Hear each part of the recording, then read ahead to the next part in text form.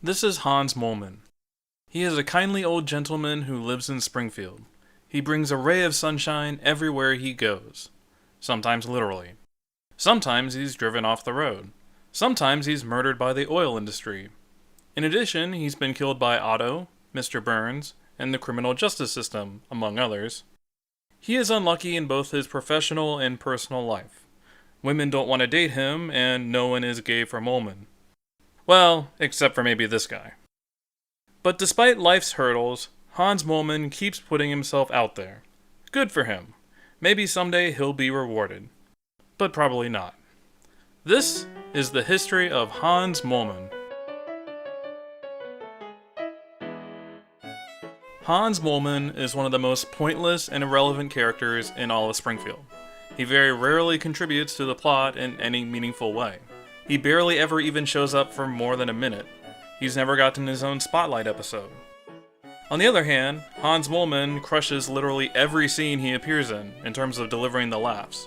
I can't really think of a character who has this little overall screen time, yet delivers such a high number of classic moments. Hans Moleman's comedy efficiency index, if that's a thing, is probably unmatched in this series. Let's go back to the beginning and see where he started out as a character. Let's see if Mr. Moleman had actually changed over time. His first appearance was in the Tracy Ullman short, Scary Movie. Well, maybe. This one is kind of debatable. There's an older bald gentleman sitting behind Bart and Lisa when they go to see the Space Mutants movie. He doesn't really say anything, he's not exactly the same model, so it's a little up in the air. But we could argue that this character model got put in their books and then got refined later when the series started. We'll call him Proto-Hans Moleman for now. His first real appearance in the series was in Season 2's Principal Charming, when Patty fails him on his eye exam. He was originally named Ralph Mellish, after a popular Monty Python sketch. He was later renamed Hans Moleman after Matt Groening was really shocked by his appearance. He declared that the character model made him look like some kind of mole man. There was definitely a little trolling going on by the writers regarding why they kept bringing this guy back. The funny thing about Hans Moleman's appearances in the first 4 seasons is that there actually is some consistency with his character. You don't think of this guy as being someone with continuity. But when they introduced him, they mostly stuck to 2 themes. 1, his relationship with Patty and Selma, and 2, the fact that he drives. We get almost the exact same setup in Season 3's Black Widower. He fails the eye exam, but Selma lets him off the hook to find true love. Then in Season 4, the 2 of them actually go on a date. It does not go well. We learn in Duffless that alcohol ruined his life, and that he's supposedly only 31 years old. We also get his first canonical death in the series, finally seeing him behind the wheel. It's probably his most regular job over the course of the series. He drives a truck very frequently. In the first 4 seasons, however, this was almost his entire character. They didn't really go too crazy with him right out the gate. It's Season 5 where we really see the Hans Moleman that we all know today. This is where they start giving him a lot of different jobs. This is where he starts showing up on the street for one-off jokes and stuff. This is also where they really ramp up the misfortunes that he encounters. We start getting jokes like him working for solar power, getting lit on fire, or getting in trouble at the bird sanctuary. Hans Moleman has been killed a ton of times on The Simpsons. That's kind of his thing. He was basically Kenny before Kenny. It's somewhat symptomatic of the more exaggerated and extreme jokes that the Merkin seasons championed. It's like, oh, you have a character who regularly gets kicked around by the world? Well, let's destroy him every time we see him. To be fair, they don't necessarily kill him in every appearance, they just become much more straight to the point about knocking him down. We don't really see much deviation from this pattern with later showrunners. In Season 7 and later, we see basically the same thing. They found a shtick they really liked for Hans Moleman, and stuck with it. You can't really blame them, it's a really good shtick. We could probably spend another 5 minutes going over these individual moments of torture, but it would get a little repetitive. Bad stuff happens. Lots and lots of bad stuff happens.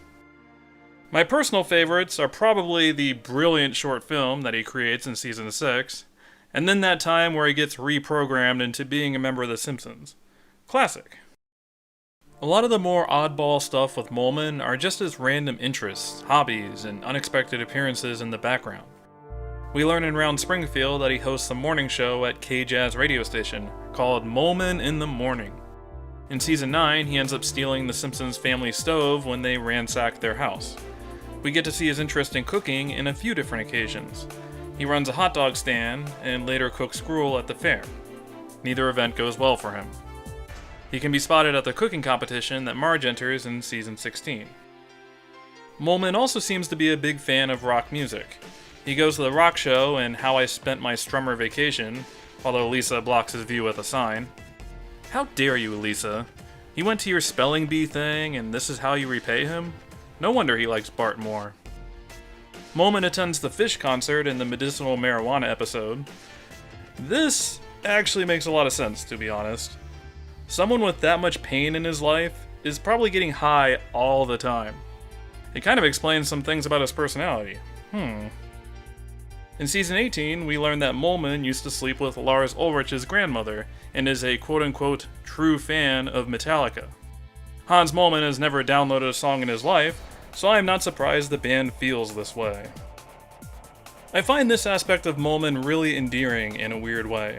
The idea that he would attend a Fish concert, enter a cooking competition, things like that. This is obviously a result of the animators needing background characters. Moleman is inherently funny, just throw him in there. But if you think about what this guy goes through and how out of touch he is, it's kind of nice that he keeps going out there and doing stuff. You would think he would just give up after a while and just stay in his house. Moleman always seems game for trying new things. We don't actually get a ton of information about Hans Moleman's background. Like, where does this guy come from? Who is he exactly? We got that joke in Season 11 where he's king of the mole people. A joke I personally find pretty lame and too obvious, to be honest. His last name is Moleman, let's make him a literal mole man. Ugh. We learn in Season 14 that he used to be in the army, as he wanders into a gay dance club looking for a reunion. The closest thing we ever get to a Hans Moleman episode is the beginning of Season 26, Walking Big and Tall. We learn that Moleman used to be the beloved 4-term mayor of Springfield, and wrote the town's anthem. Just look at that mustache. It's later revealed that he bought the song from a salesman and has run out of town for it. The only detail we learn about his tenure as mayor is that he was popular and that he managed to balance the budget. The whole sequence is honestly a nostalgia and continuity overload. It's worth watching if you've never seen it before. The rest of the episode is pretty once the plot gets going, but the opening is nice. Anyway, this totally contradicts the thing about him being only 31 years old. We could argue that Moleman might have been messing around or was confused or drunk or something. He's probably not much older than his mid-70s though, since we do get to see his father in Season 20. I would guess he's around 65 to 70, since he hangs out with the Springfield retirement crew often. Whatever his age is, it doesn't stop Hans Moleman from being like the best guy. Hans Moleman is the man. There's this gentle innocence to him that is super appealing. The sort of feeling that Moleman doesn't really understand the cynical nature of the world. He just kind of expects the best out of whatever situation he encounters. I don't think it's necessarily just senility either. He doesn't seem to understand how things work. He just kind of goes with the flow because it's easier. The world happens to Hans Moleman, not the other way around.